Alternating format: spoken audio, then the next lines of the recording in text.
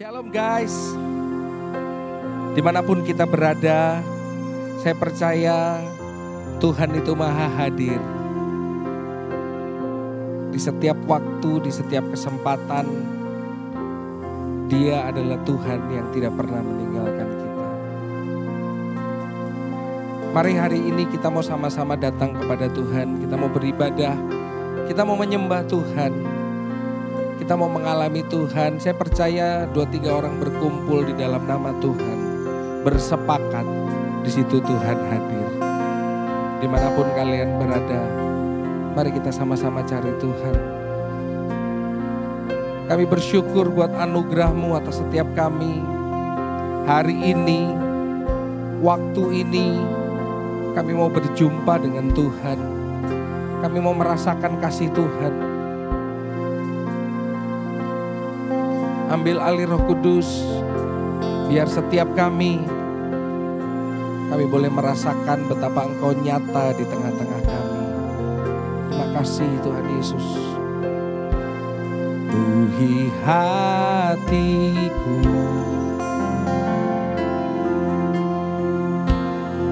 dengan hadir-Mu.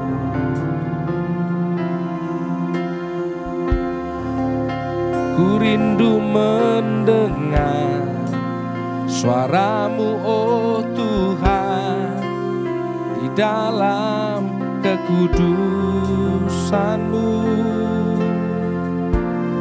Bawaku dekat dengan hadir-Mu.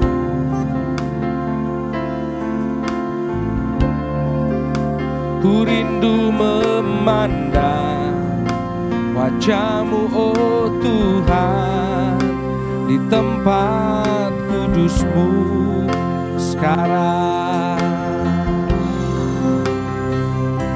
Ku rasakan kasih-Mu dan indahnya kekudusan-Mu. Penuhi dengan kasih-Mu, diam di hadirat-Mu. Ku mengangkat tanganku dan ku bersyukur menyembah-Mu. Penuhi dengan kasih-Mu, diam di hadirat-Mu. Bawa kami dekat padamu Tuhan, bawa kami menikmati Engkau Tuhan. Penuhi hatiku dengan hadir-Mu.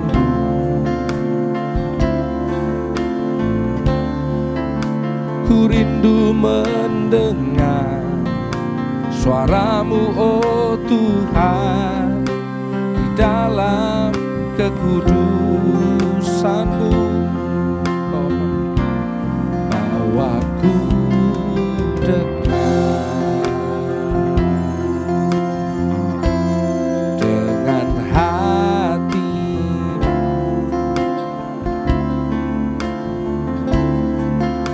Ku rindu memandang suara-Mu, oh Tuhan, di tempat kudus-Mu sekarang. Rasakan kasih-Mu dan indahnya kekudusan-Mu. Penuhi dengan kasih-Mu, diam di hadirat-Mu.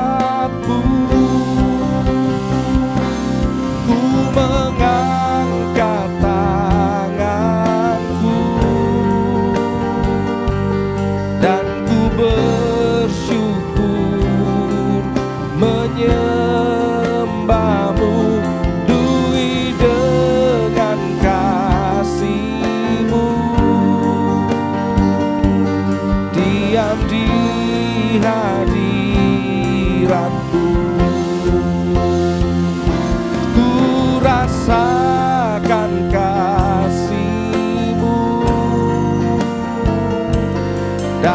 indahnya kekudusan-Mu, penuhi dengan kasih-Mu,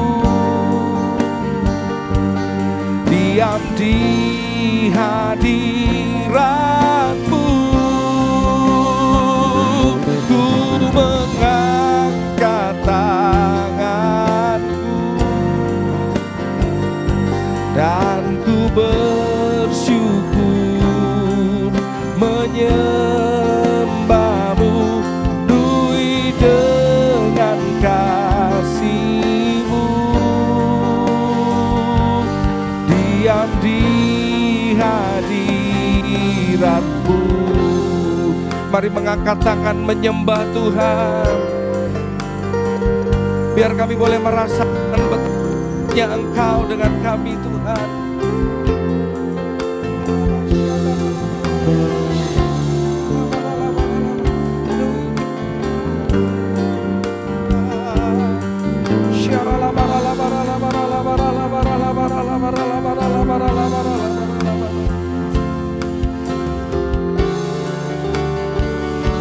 Ku rasakan kasih-Mu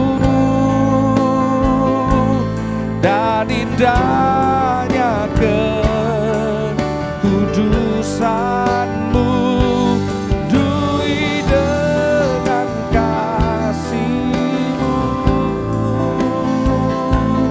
diam di hadirat-Mu, ku mengangkat tanganku dan ku bersyukur menyembah-Mu, penuhi dengan kasih-Mu, diam di hadirat-Mu, penuhi dengan kasih-Mu, diam di hadirat-Mu. Sekali lagi katakan, penuhi dengan kasih-Mu, diam di hadirat-Mu. Haleluya, haleluya, haleluya.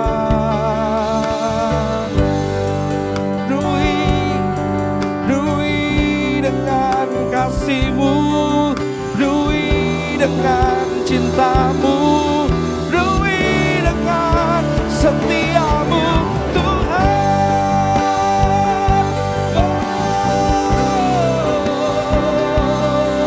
Haleluya, haleluya. Dekat dengan hati-Mu, dekat dengan hati-Mu. Haleluya.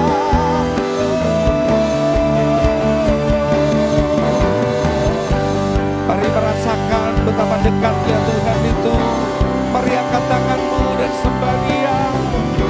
Dia nyata, Dia hadir, Dia nyata.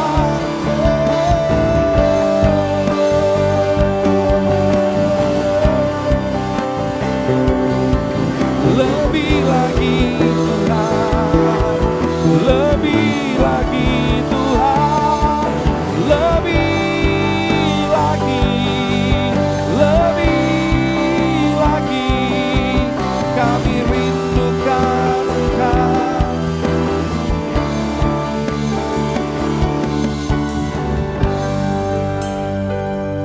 Biar hati dan jiwa kami dipenuhi dengan rasa lapar dan haus akan Engkau, Tuhan.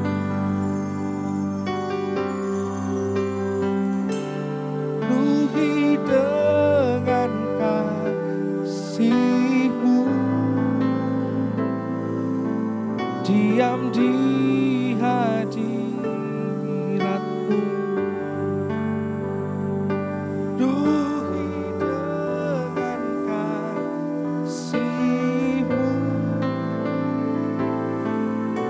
diam di hadirat-Mu,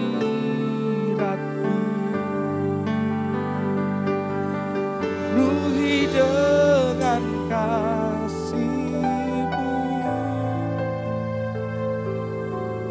diam di hadirat-Mu.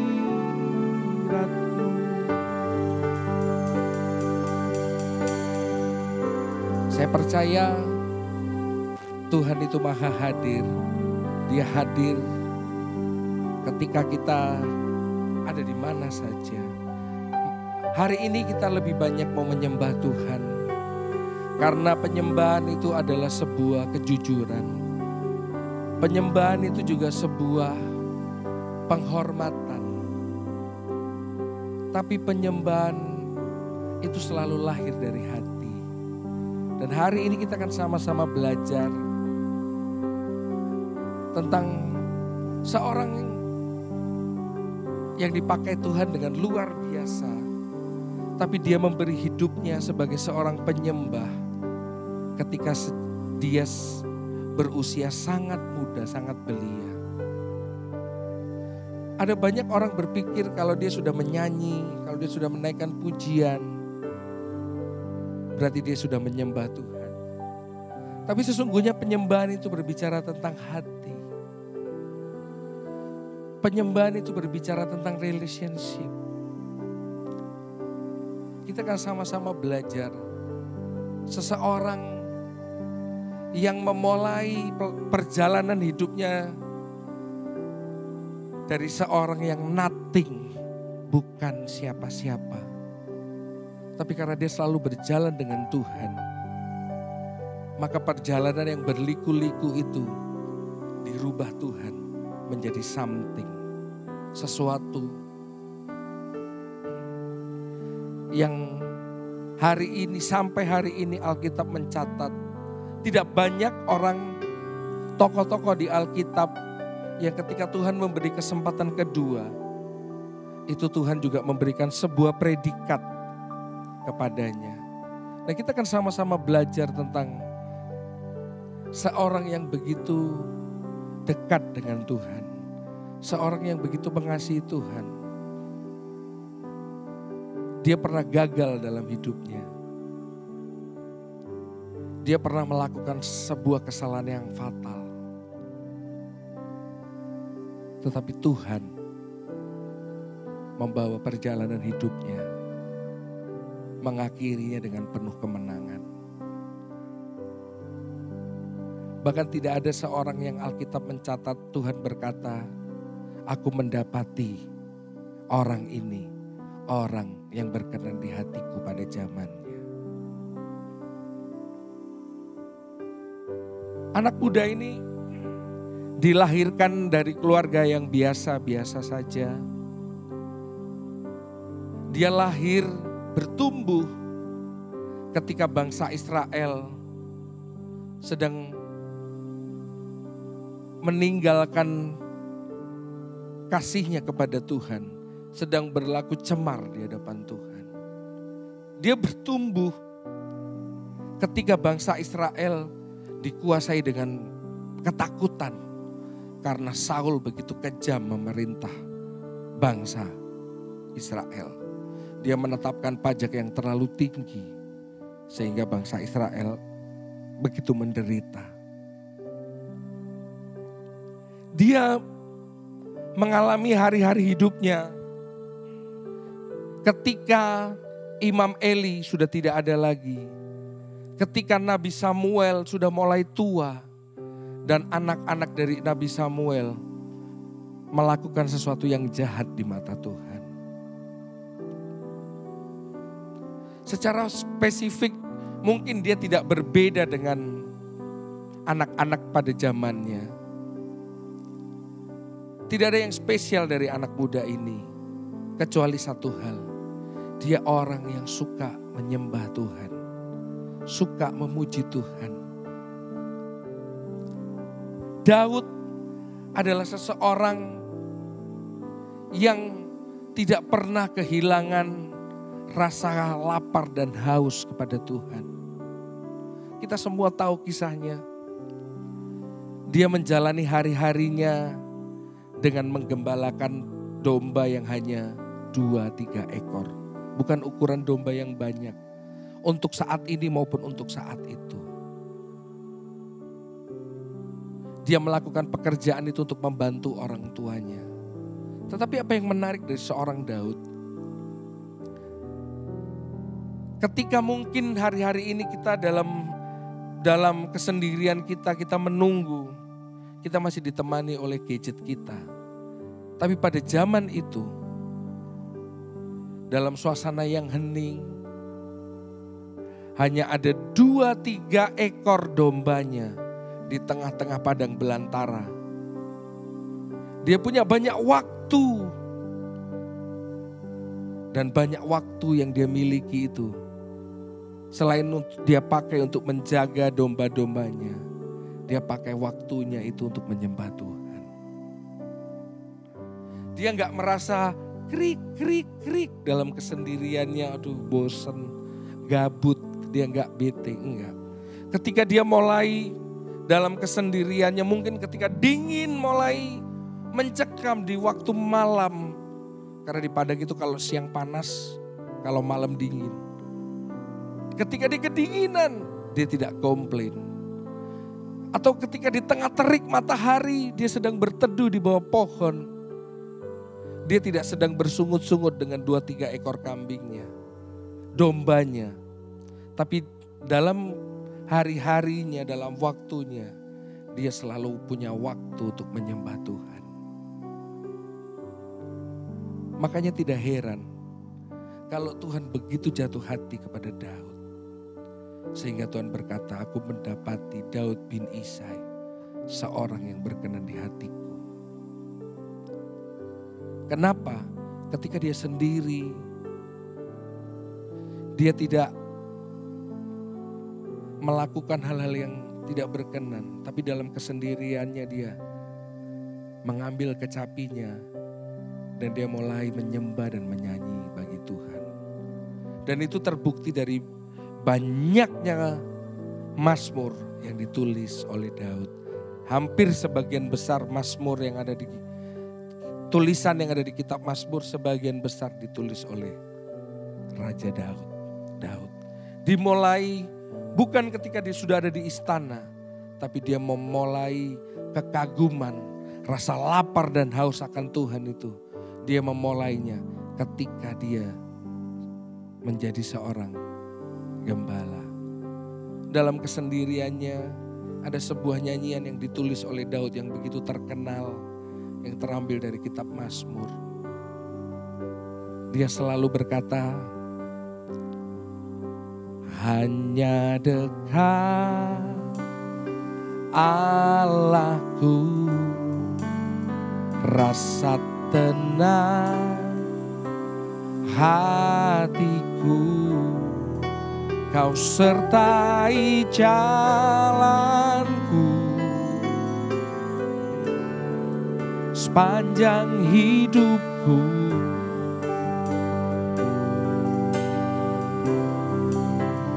Hanya dekat padamu ada kekuatan baru. Kaulah perlindunganku, keselamatanku.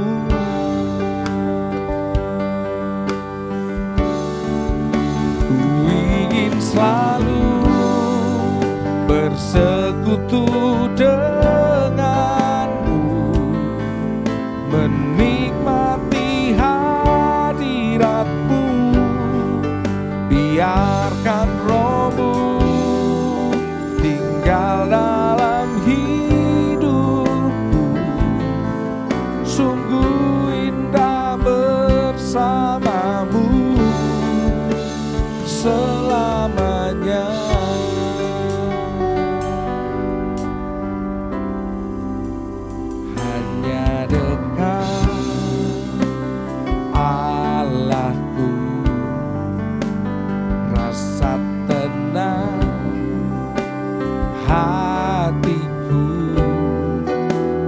sertai jalanku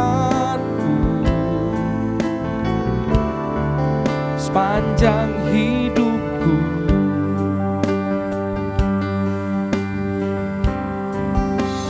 Hanya dekat padamu ada kekuatan baru.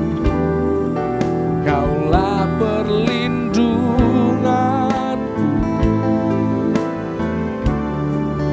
keselamatanku.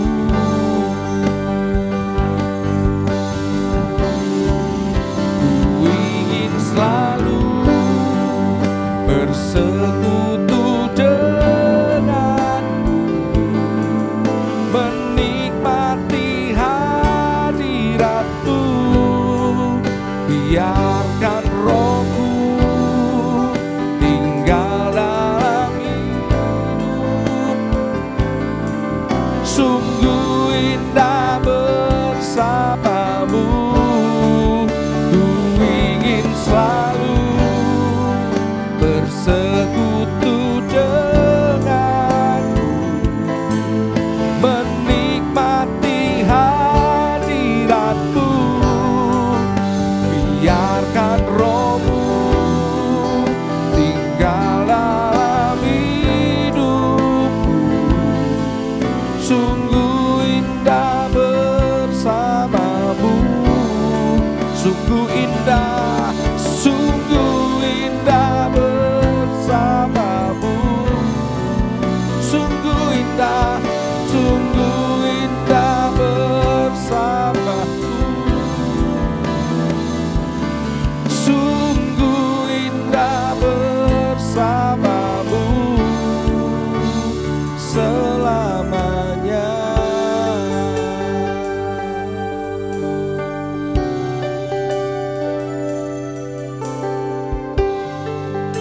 Daud tidak menemukan rasa amannya ketika dia sudah mencapai puncak karirnya. Daud tidak menemukan rasa amannya ketika dia memimpin pasukan yang begitu banyak. Daud bisa menemukan rasa amannya bahkan di tengah-tengah padang gurun, di tengah-tengah masalah yang dihadapi. Kadang-kadang harus bertemu dengan beruang, dengan singa. Tapi di tengah-tengah kondisi seperti itu dia bisa menemukan rasa aman. Kenapa Daud bisa seperti itu? Karena dia menemukan Tuhan dalam hidupnya. Ada sesuatu hal yang dimiliki Daud dan kita anak-anak muda, kita generasi muda, kita juga harus memilikinya di dalam diri kita, yaitu lapar dan haus akan Tuhan. Daud menjadikan Tuhan sebagai kebutuhan utamanya. Daud menjadikan Tuhan sebagai prioritas utama dalam hidupnya. Dia tahu bahwa Tuhan yang tidak kelihatan itu tidak pernah berpaling darinya. Makanya dia tidak pernah merasa khawatir ketika masalah datang dalam hidupnya.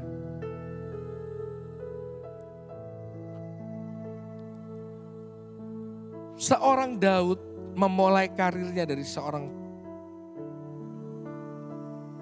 pengurus domba, gembala kambing domba.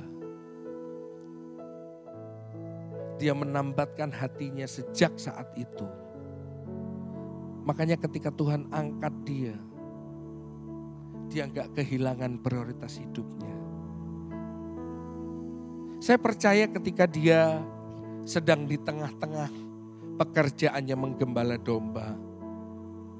Satu kali ketika mungkin datang perasaan boring, bosan.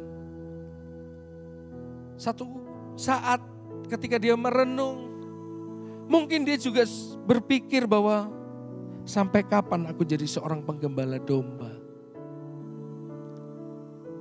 Sampai kapan nasibku seperti ini?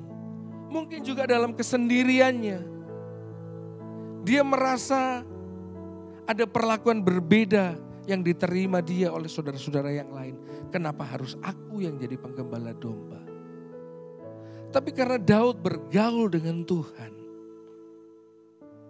dia tahu betul bagaimana Tuhan akan menjaganya. Seorang gembala, dia akan melindungi domba bukan hanya dari binatang buas, tapi dari lalat yang suka menempel. Di Israel itu kalau domba itu lagi diserang lalat di telinganya, dia bisa merasa sangat gatal. Dan tidak jarang kadang-kadang domba itu memukul-mukulkan kepalanya di atas batu. Saking gatalnya itu lalat. Makanya gembala harus mengurapi telinga dari domba-domba itu supaya apa? Lalat itu gak bisa masuk. Binatang gak bisa masuk. Sebagai gembala, Daud merasa dia harus melindungi domba-dombanya. Dia harus memelihara. Dia harus memberi makan. Dia harus menjadi seorang provider bagi gembala, bagi domba-dombanya. Tapi dari prinsip itulah dia mengerti bahwa Tuhan yang dia sembah adalah gembala agungnya. Makanya dalam kesendirian, dalam pergumulannya, dia gak pernah takut. Bahkan dalam Mazmur 23, dia menulis dengan begitu indah. Dia menggambarkan hubungannya dengan Tuhan.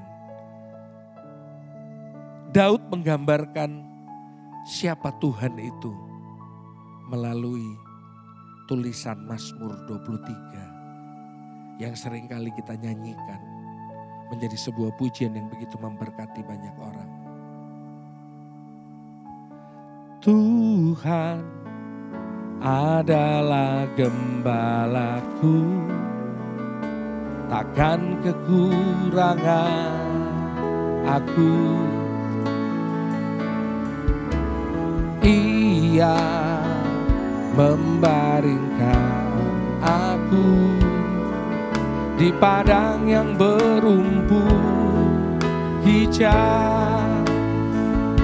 Ia menuntunku ke air yang tenang. Ia menyegarkan jiwaku. Ia membimbingku ke jalan yang benar. Oleh karena namanya, sekalipun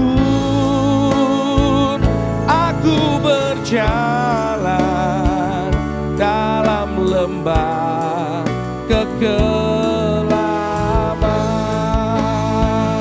dan aku pun akan diam dalam rumah Tuhan sepanjang masa.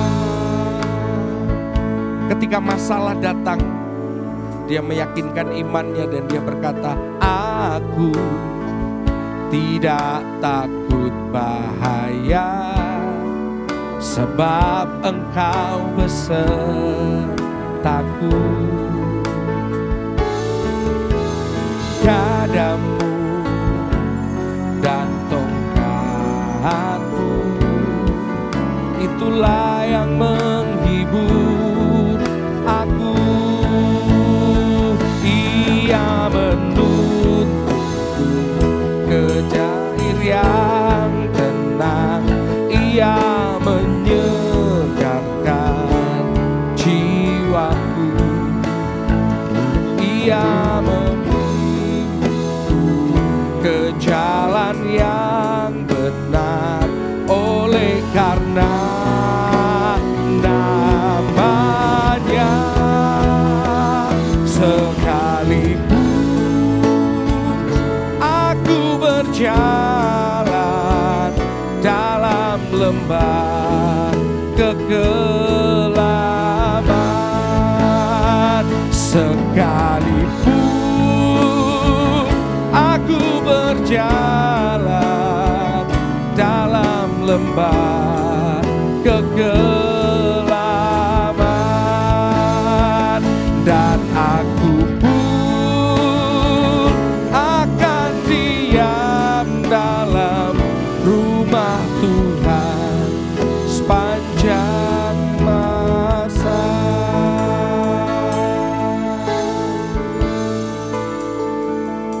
bukan hanya menuliskan pujian ini, tapi dia menghidupi pujian ini. Dia merasakan pujian ini. Kalau teman-teman baca di Alkitab di 1 Samuel pasal yang ke-16. Setelah Daud diurapi menjadi raja, keadaannya tidak langsung seperti yang diharapkan. Dia harus melewati hari-hari kurang lebih 16 tahun menjadi seorang buronan, belasan tahun menjadi seorang buronan, dikejar-kejar. Tapi dia membuktikan, sekalipun kenyataan tidak sesuai harapan, tapi dia punya iman kepada Tuhan. Makanya dia berkata, sekalipun aku berjalan dalam lembah kekelaman. Dia tahu Tuhan tidak pernah meninggalkan. Makanya dengan yakin dia berkata, dan aku pun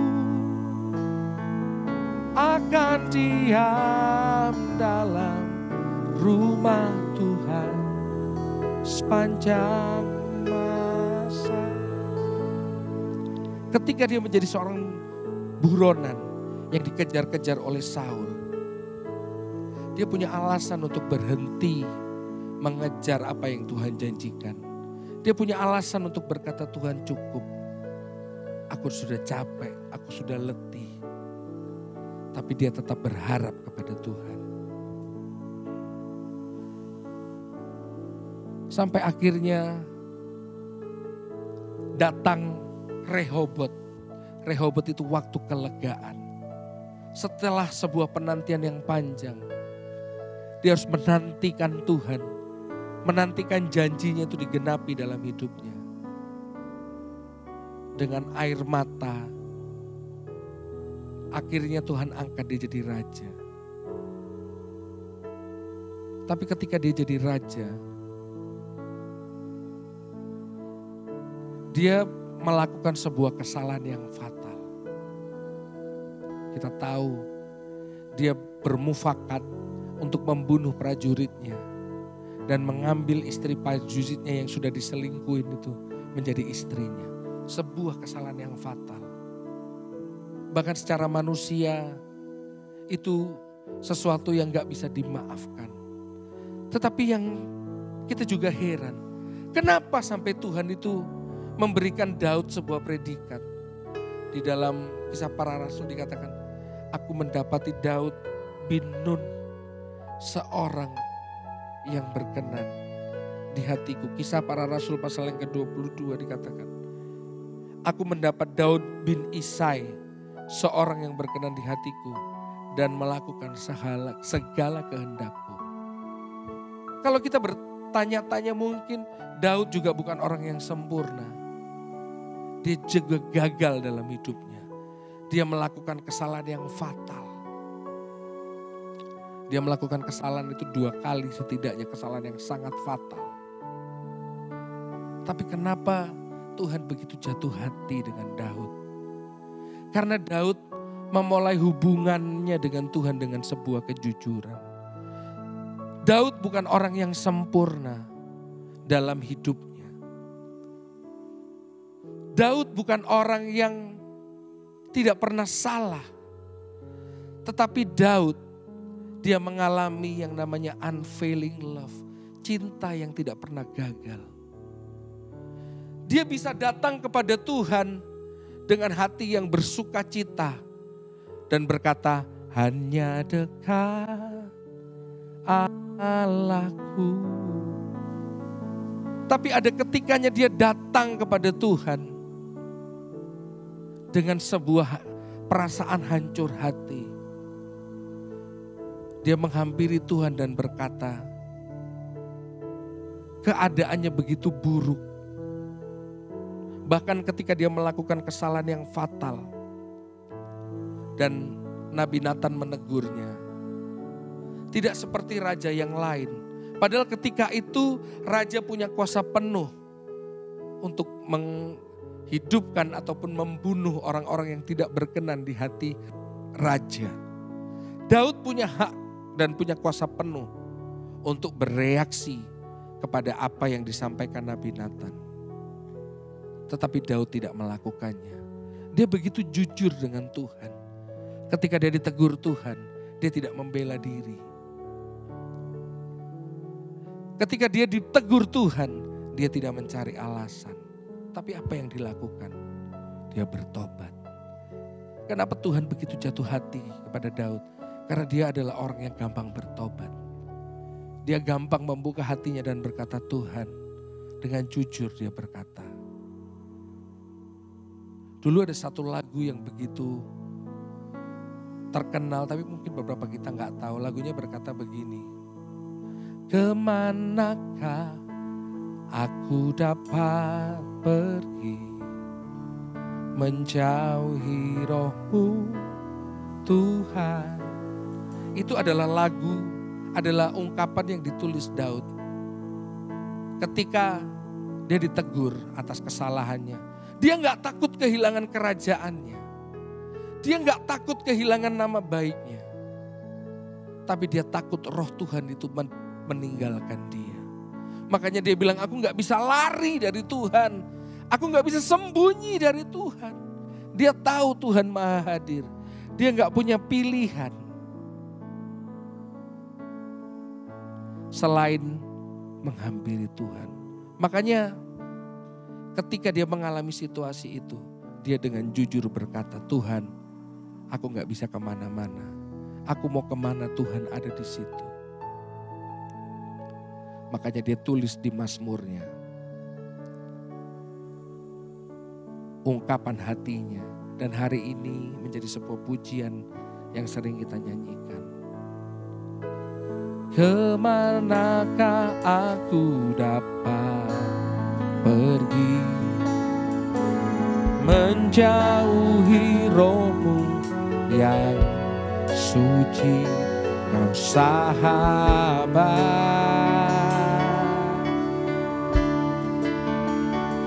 dan Kau dekat.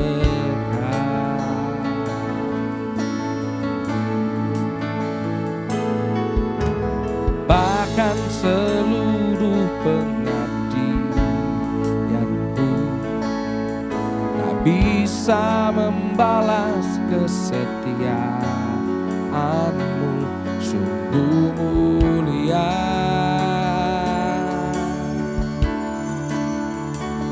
dan berharga,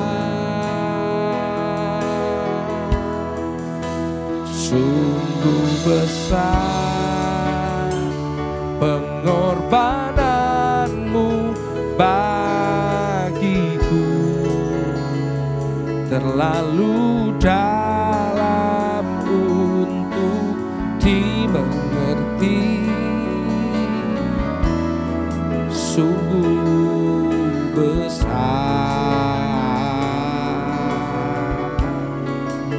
sungguh indah yang Kau pikirkan tentangku.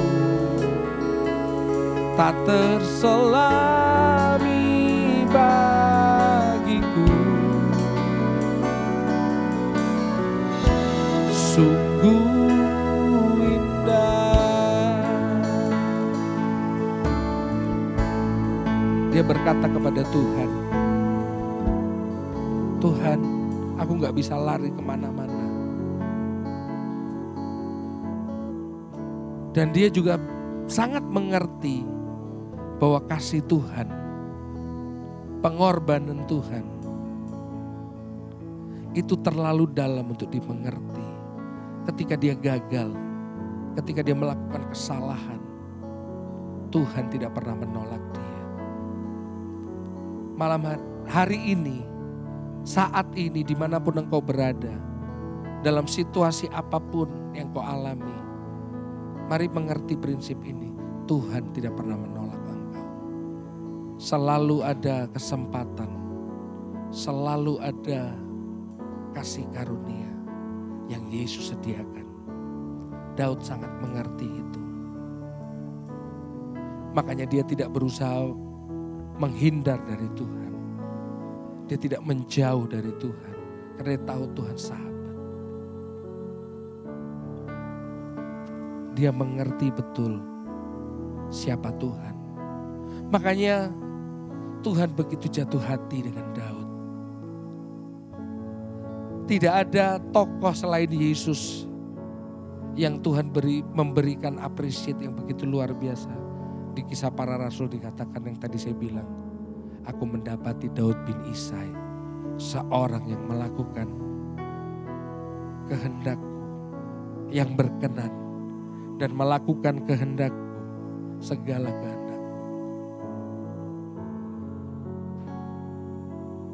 Daud punya 3 kualitas hidup yang membuatnya begitu dikasihi Tuhan. Yang pertama, Daud trusted God daily.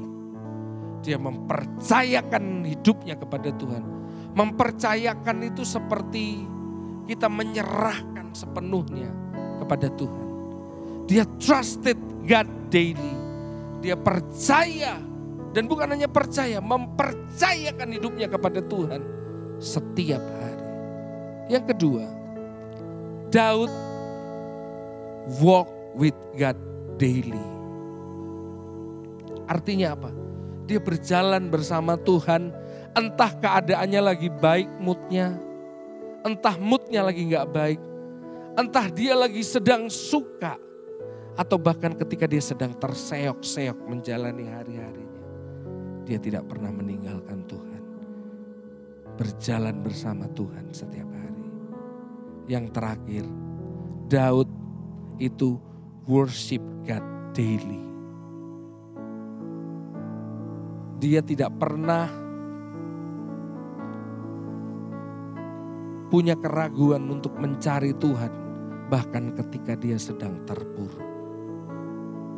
Saya mau bilang buat kita semua, dan ini berlaku buat saya, apapun keadaanmu, jangan pernah berhenti mencari Tuhan. Apapun keadaanmu, jangan pernah berhenti berjalan bersama Tuhan. Apapun keadaanmu, jangan pernah berhenti menyembah Dia. 3 daily yang dimiliki Daud. Daud trusted God daily. Yang kedua, Daud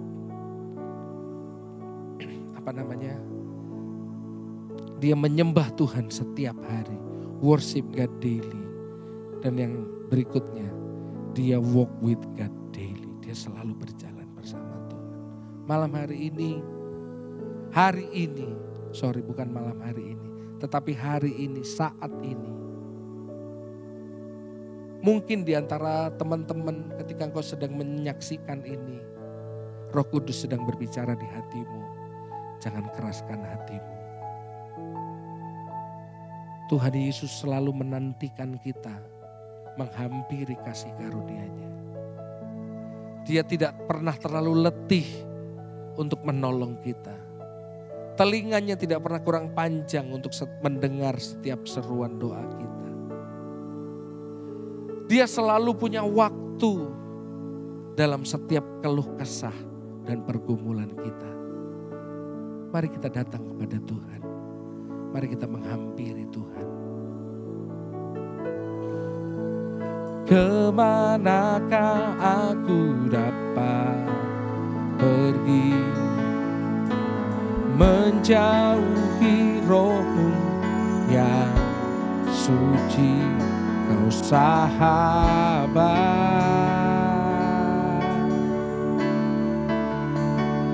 dan Kau dekat.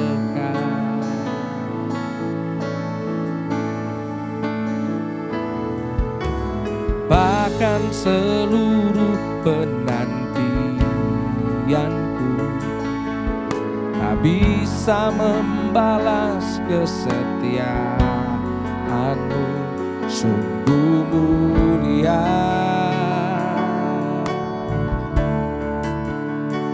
dan berharga. Mari dari hatimu katakan, kemanakah aku dapat pergi, kemanakah aku dapat pergi, menjauhi Roh-Mu yang suci, Kau sahabat,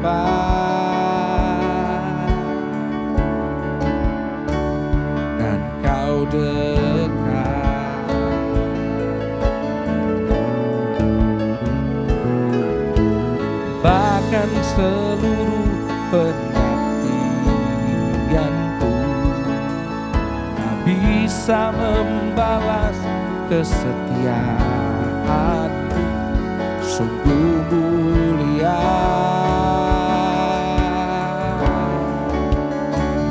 dan berharga. Sungguh besar pengorbananmu bagiku, terlalu dalam untuk dimengerti. Sungguh besar,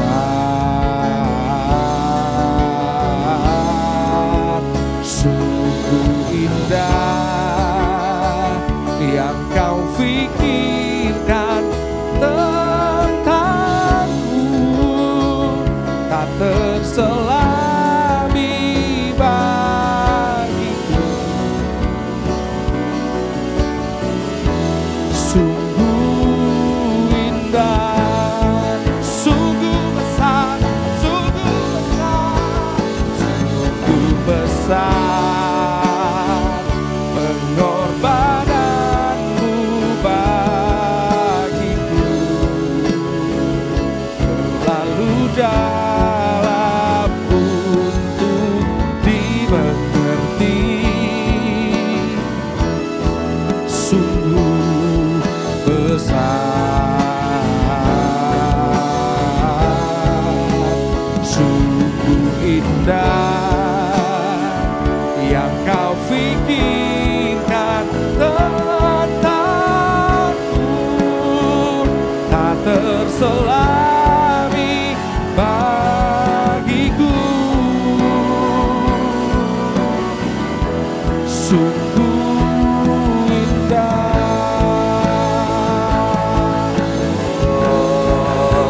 sungguh besar pengorbananmu bagiku, terlalu dalam untuk dimengerti. Sungguh besar,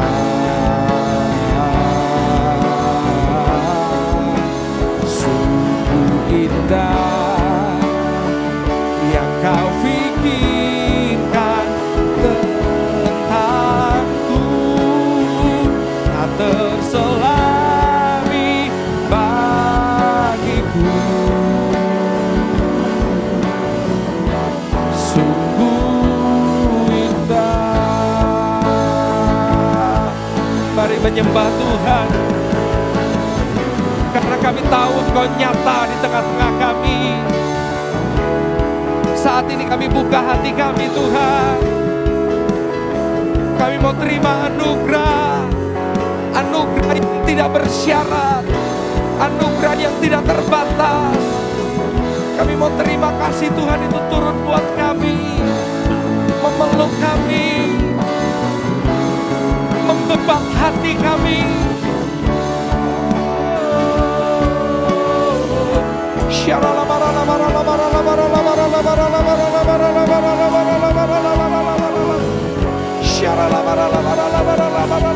Jamah kami Roh Kudus.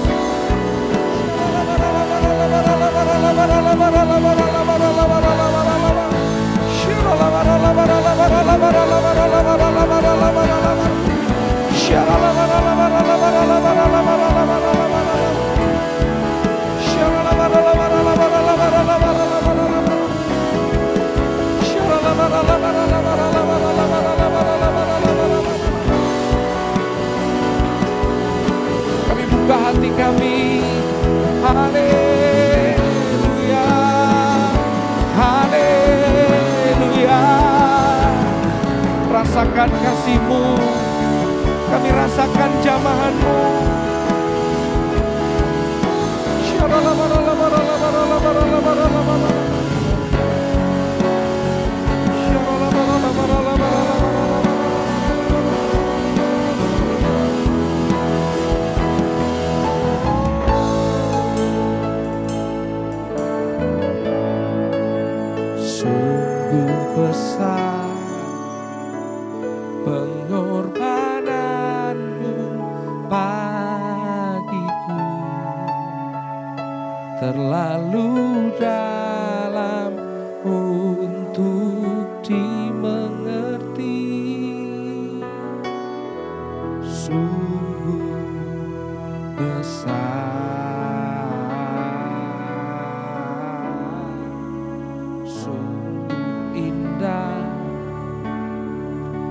kau pikirkan tentangku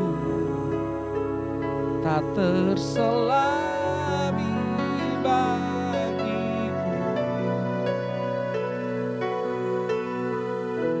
Sungguh indah, sungguh besar pengorbananmu bagiku, terlalu dalam untuk dimengerti. Sungguh besar,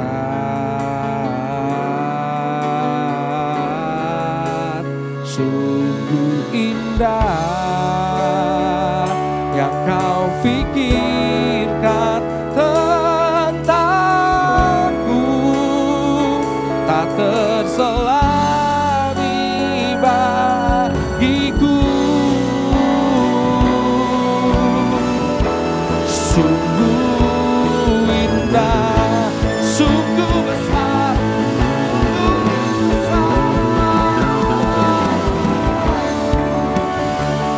pengorbananmu bagiku terlalu dalam untuk dimengerti. Sungguh besar,